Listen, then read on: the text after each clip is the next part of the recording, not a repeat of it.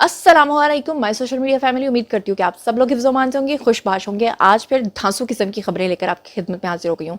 एक तरफ शेर अफजल मरवत संभाले नहीं जा रहे, वो आए रोज़ कोई पिंडोरा बॉक्स खोल देते हैं, और दूसरी तरफ जो है वो ऐसी कोई रुल पड़ी हुई है और अमेरिका पाकिस्तान के ऊपर पाबंदियाँ लगा रहा है और बहुत कुछ हो रहा है। आज बहुत सारी ऐसी खबरें थंबनेल पे आपने रीड कर ली होंगी।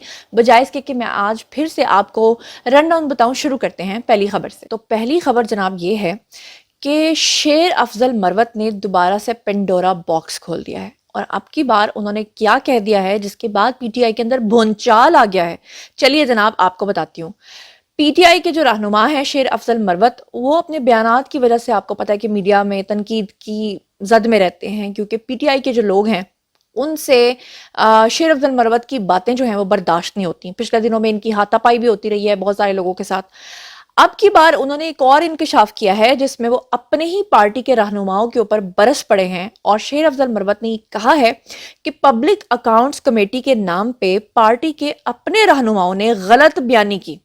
अपने ही लोगों का भांडा उन्होंने फोड़ दिया, और उन्होंने कहा कि एक हफ्ता पहले पार्टी के दोस्त बानिए पीटीआई से मिले थे, और बानिए पीटीआई इमरान खान को पीटीआई रहनुमा बावर करवा रहे थे कि पीएसी चेयरमैन के नाम पर स्पीकर नहीं मान रहे। बानिया पीटीआई पर पार्टी रहनुमाओं ने जोर दिया कि मुतबादिल का नाम दें, लेकिन इमरान खान ने इन रहनुमाओं की चाल उन्हीं के ऊपर उलट दी।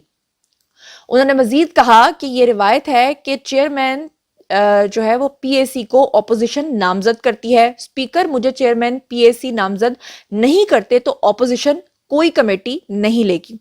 शेर अफजल मरवत ने कहा कि बानिए पीटीआई का मुझ पर मुकम्मल एतमाद है। पार्टी के अंदर ये जो कुछ भी कर रहे हैं अपना कद खुद छोटा कर रहे हैं। उन्होंने ये भी कहा कि बानिया पीटीआई ने मेरा नाम लिया और अब ये रहनुमा मजबूर कर रहे हैं कि उन्हें तब्दील कर दिया जाए। उन्होंने ये भी कहा कि बहुत से फैसलों में बानिया पीटीआई पर दबाव डाला गया। स्पीकर कौमी असम्बली को मेरे नाम पर कोई भी एतराज नहीं था। तो बहरहाल आप लोग इस बारे में क्या सोचते हैं ये तो एक अलग बात है, लेकिन मैं चलती हूँ अगली खबर की तरफ। अगली जो खबर है वो बहुत ही खुश आइंद है, और बहुत लंबे अरसे से ये बात की जा रही थी कि पाकिस्तान के अंदर सरमायाकारी जो है वो सियाहत के फरोग से आ सकती है, लेकिन कोई भी हुकूमत इस पर काम नहीं कर रही थी। और खासतौर पर इमरान खान के दौरे हुकूमत में तो मुझे नहीं लगता कि सियाहत के ऊपर कोई काम हुआ हो। अभी 2-4 दिन पहले मैं कश्मीर गई थी, और यकीन करें कि जिस तरह खूबसूरत दरिया और वहाँ का वेदर था, और जो वहाँ पे गंदगी और जो वहाँ पे कचरा फेंका हुआ था, कोई सफाई का इंतजाम नहीं था। इसी तरह से गिलगित बल्तिस्तान मैं तकरीबन 6-7 साल से जा रही हूँ, लेकिन जब पहली बार मैंने उन जगहों को एक्सप्लोर किया था जिसे कभी किसी ने देखा भी नहीं था, आज वहां पर लोगों का रश लगा हुआ है। लोग जाना चाहते हैं, सैर करना चाहते हैं, लेकिन लोगों को खुद तमीज नहीं है, हर पब्लिक प्लेस पे जाकर कचरा फेंकते हैं। लेकिन उससे भी ज्यादा ये कि हुकूमत भी कोई इकदाम नहीं करती, हर जगह पे कचरे के ढेर नजर आते हैं। अब जनाब हुकूमत ने बहुत ही जबरदस्त किस्म का फैसला किया है, जिसमें उन्होंने पाकिस्तान को सियाहत के फरोग के लिए पहली बार खसूसी सरमायाकारी सहूलत काउंसिल की जानिब से उन्होंने जो है इंटीग्रेटेड टूरिज्म जोन्स यानी कि आईटीजीज को करना शुरू किया है। ठंडियानी का एक मकाम है और गनोल, ये 2 जगह हैं जहां पर उन्होंने सियाहती जोन्स पर काम करना शुरू कर दिया है। पाकिस्तान में सियाहत के फरोग के लिए बाकायदा पहला कदम उठाया जा चुका है। ठंडियानी में 58 और गनोल यानी कि मानसहरा में 60 एकड़ अराजी के ऊपर मुहित ये जोन्स में सियाहों के लिए ऐसी सहूलियात दस्तयाब होंगी जहां वो अपने अहल खाना के साथ जाकर लुत्फ अंदोज हो सकेंगे। और इन जोन्स में सियाहों को बेहतरीन रिहायशी अपार्टमेंट्स मिलेंगे, देहात का माहौल मिलेगा, ऑर्गेनिक फूड मिलेगा, बेहतरीन खाने मिलेंगे, पाकिस्तानी सकाफत और हुनरमंदी के फरोग के मराकज कायम किए जाएंगे, और आने वाले सयाहों को इलाके की मुनफरिद झलक मिलेगी। हमसाया ममालिक की तर्ज के ऊपर ये जो जोन्स है ये बनाए जाएंगे, और गैर मुल्की सयाहों को रागिब किया जाएगा ताकि पाकिस्तान के अंदर सियाहत का फरोग हो सके। और ये इनिशिएट करना, इसको इनिशिएटिव लेना इतना खुश आइंदा है कि जिसके कोई इंतहा नहीं है। और ख़ास तौर पे ज़र मुबादला भी पाकिस्तान में आएगा, हमारे लोग खुशहाल होंगे, इससे बढ़ के और क्या खुशखबरी हो सकती है। राना सनाउल्लाह ने भी ये बता दिया है कि एस्टैब्लिशमेंट जो है, जो हमारे इदारे हैं, इस वक्त उनका सारा का सारा फोकस जो है वो इस बात के ऊपर है कि पाकिस्तान की मीशत को हर لحاظ سے ٹھیک کرنا ہے. اور اس کا سب سے بڑا ثبوت یہ ہے کہ چائنا پاکستان آ رہا ہے, سی پیک دوبارہ سے شروع ہو رہا ہے, سعودی عرب پاکستان آ گیا, معاہدوں کے پر دستخط ہو رہے ہیں, ایران کے جو صدر ہیں وہ پاکستان آ چکے ہیں, رشیا کے ساتھ جو ہماری تجارت ہے وہ شروع ہو چکی ہے. یہاں تک کہ پچھلے دنوں میں جو اسحاق ڈار ہیں انہوں نے یہاں تک کہہ دیا تھا کہ پاکستان تو انڈیا کے ساتھ بھی تجارت کرنے کے لیے تیار ہے. وہ ایک الگ بات ہے کہ مودی نے آج کل الیکشنز کی وجہ سے پاکستان کے خلاف بڑی گندے بیانات دیے ہیں, لیکن بہرحال پاکستان نے اس کے بارے میں اچھا اور مثبت ایک قدم اٹھایا ہے. اور اب جو رانا ثناء اللہ انہوں نے کہا ہے کہ اسٹیبلشمنٹ ملک کی بہتری کے لیے حکومت کے ساتھ کام کر رہی ہے. اسٹیبلشمنٹ کا فیصلہ ہے کہ وہ حکومت لانے اور گرانے میں نہیں پڑیں گے. پی ٹی آئی کے 9 مئی کے واقعات کا فوج نے جواب تو دینا تھا. اب اگر پی ٹی آئی مزاحمت کرے گی تو چند سو لوگ ہو سکتے ہیں. تو کیا کہا انہوں نے, خود ہی سن لیجئے. دیکھیں, اسٹیبلشمنٹ جو ہے وہ ملک کی بہتری کے لیے تو جو ہے وہ حکومت وقت کے ساتھ جو ہے وہ کام کرنے کو تیار ہے, کام کر بھی رہی ہے. لیکن اگر کوئی یہ کہے کہ اس کی مدد کی جائے اور اس کی مدد کر کے اس کو ووٹ آف نو کانفیڈنس سے بچایا جائے یا اس کی حکومت بنوائی جائے, تو میرا خیال ہے کہ اسٹیبلشمنٹ جو ہے وہ ان چیزوں میں نہیں پڑے گی. یہ ان کا فیصلہ ہے کہ انہوں نے جو ہے وہ ان چیزوں میں نہیں پڑنا اور انہوں نے نیوٹرل رہنا ہے. اب یہ علیحدہ بات ہے کہ اگر کوئی جا کے ان سے لڑائی کرے, ان کے اوپر چڑھائی کر دے, 9 مئی کر دے ان کے اوپر, تو اس کا تو پھر وہ جواب انہوں نے دینا ہی ہے. اس کی اس بات کا اصل میں ہماری ریاست جو ہے نا وہ اپنے لوگوں کو بچانے میں لگی ہوئی ہے, ورنہ 9 مئی کے واقعات میں اب تک لوگوں کو جب سنگین قسم کی سزائیں ہوتی نا تو لگ پتہ جاتا. لیکن وہی بات ہے کہ جو میری ہدہد ہے اس نے یہ بتایا ہے کہ ہمارے آرمی چیف کو ابھی تک لوگوں کے اوپر ترس آ رہا ہے. وہ ابھی تک یہ کہتے ہیں کہ نہیں اپنے لوگ ہیں, اپنے لوگوں کے بارے میں کیا کریں. تو یہ غلط بات ہے, ایک اصول تو قائم کرنا پڑے گا, ورنہ ہماری ریاست کے اندر وہ بگاڑ پیدا ہوگا. اور ہماری سیاست کے اندر تو پہلے ہی بگاڑ پیدا ہو چکا ہے. اور ہمارے دانشوروں نے بھی اس طرح کی باتیں کرنا شروع کر دی ہیں کہ جن کو سننے کے بعد آپ حیران رہ جاتے ہیں کہ پھر وہ 2 قومی نظریہ آپ کا کہاں چلا گیا. یہ دانشور صاحبہ جو ہیں یہ انٹرویو میں آتی ہیں اور آ کر کہتی ہیں کہ میرے والد اس دن بہت روئے تھے جس دن بھٹو صاحب نے قادیانیوں کو غیر مسلم ڈکلیئر کروایا تھا. کیا کہہ رہی ہیں ذرا سن لیجئے. I've never seen my father cry. لیکن 2 مرتبہ, ایک دفعہ جب بھٹو صاحب نے ڈکلیئر کیا کہ احمدی جو ہیں وہ نان مسلمز ہیں, my father wept. Why? Because he said this is the beginning of the end. جی تو آپ نے سنا.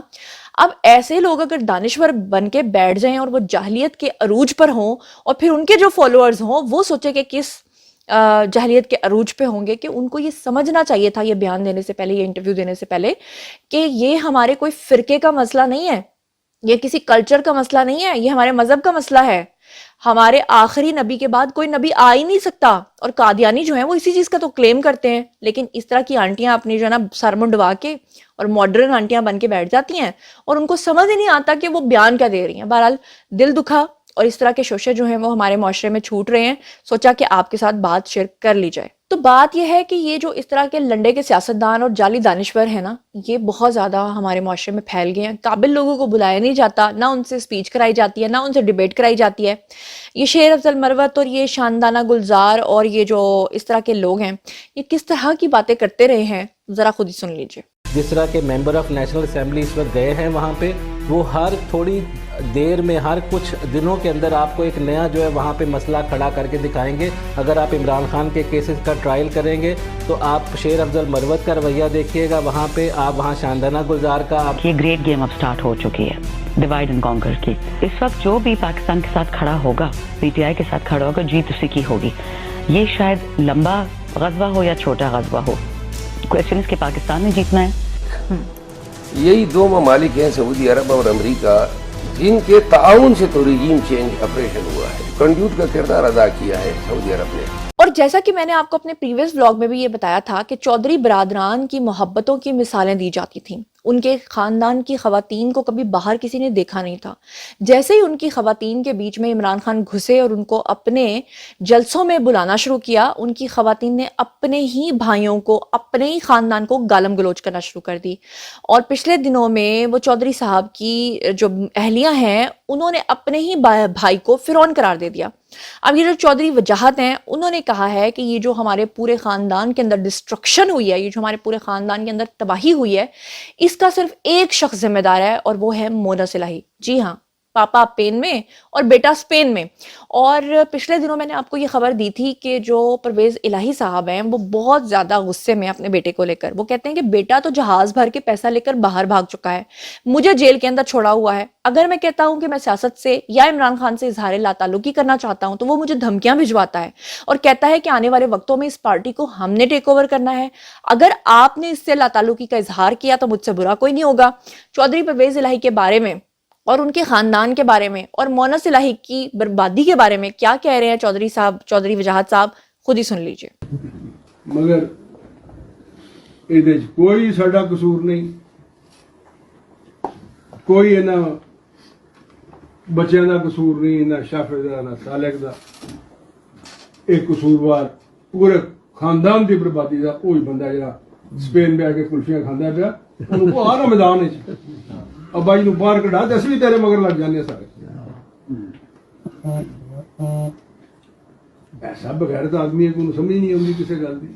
اپنا کاروبار لگایا زیادہ لمبی گل نہیں کرنی کہ وہ گل پھر اپنے سے ہی آ جاتی ہے. اب میں آپ کے سامنے ایک اور ثبوت رکھنے جا رہی ہوں. یہ جو خواتین ہیں نا جن کے بارے میں پی ٹی آئی کے لوگ کہتے ہیں کہ ہائے یہ تو بیچاری بڑی مظلوم تھیں, جیل میں ان کی عزتیں لوٹی جا رہی تھیں, ان کے ساتھ بڑا برا سلوک کیا جا رہا تھا, ہمارے آرمی چیف صاحب نے بھی ان کے اوپر ترس کھا لیا, ان میں سے کچھ کو چھوڑ دیا. جی ہاں, میں بات کر رہی ہوں, ایک تو فلک جاوید آئے روز بکواسیات کر رہی ہوتی ہیں, ٹویٹس کے اوپر ٹویٹس کر رہی ہوتی ہیں اور ریاست کے بارے میں گند بک رہی ہوتی ہیں. دوسری ایک خاتون ہے جس کا نام ہے طیبہ راجہ.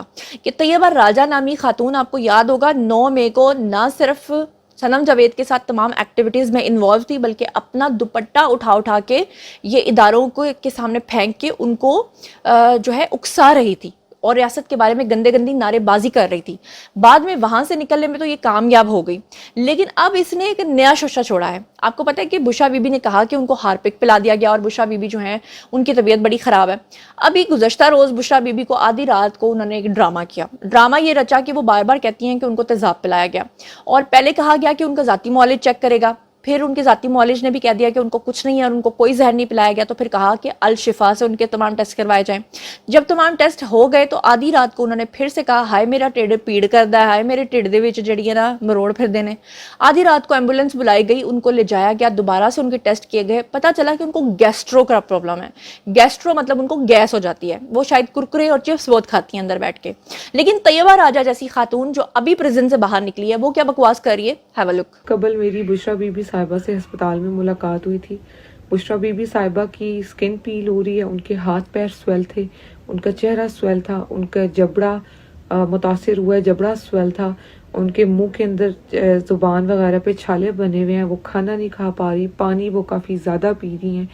ڈاکٹر نے میرے سامنے بتایا کہ ان کو ہارٹ ایشو آ رہا ہے, ان کی انڈوسکوپی میں انفلیمیشن کافی زیادہ پائی گئی ہے, ان کے بائیں بازو متاثر ہوا ہے, پراپرلی کام نہیں کر رہا, ان کے بائیں بازو کی 2 انگلیاں سن ہیں.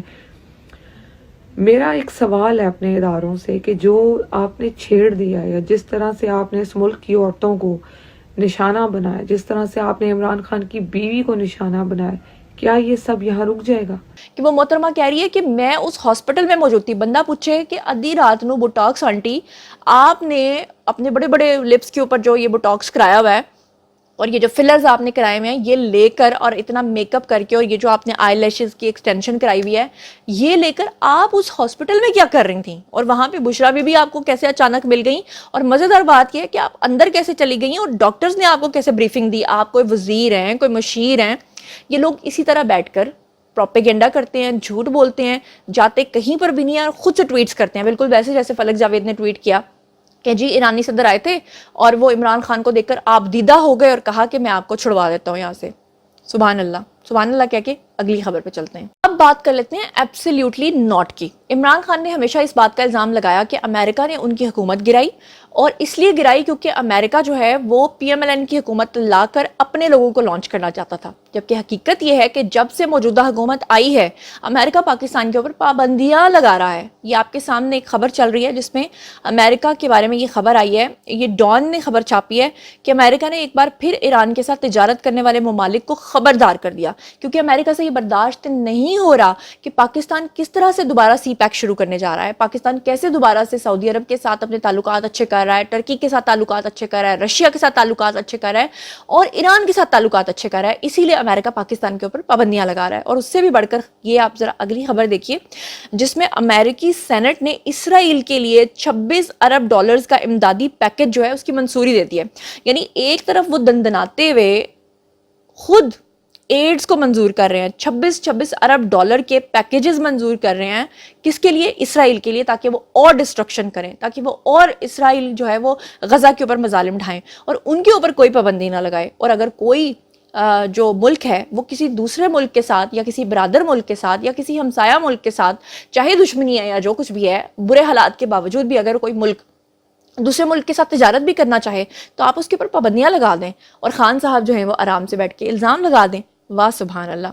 तो जनाब ये था आज का वीडियो। बारी है जी आप लोगों की। आइए कमेंट सेक्शन में बताइए कि आप इस सारे सिनेरियो के बारे में क्या सोचते समझते हैं। जो कुछ भी आप सोचते समझते हैं शेयर कीजिए, पर्सनली जवाब दूंगी। मजीद खबरें, व्लॉग्स, इंटरव्यूज और सियासी तजज़िये जानने के लिए मेरे साथ कनेक्टेड रहना हरगिज़ मत भूलिएगा। चैनल को सब्सक्राइब कर लीजिएगा। अपना बहुत बहुत ख्याल रखिएगा। अल्लाह ने के पास।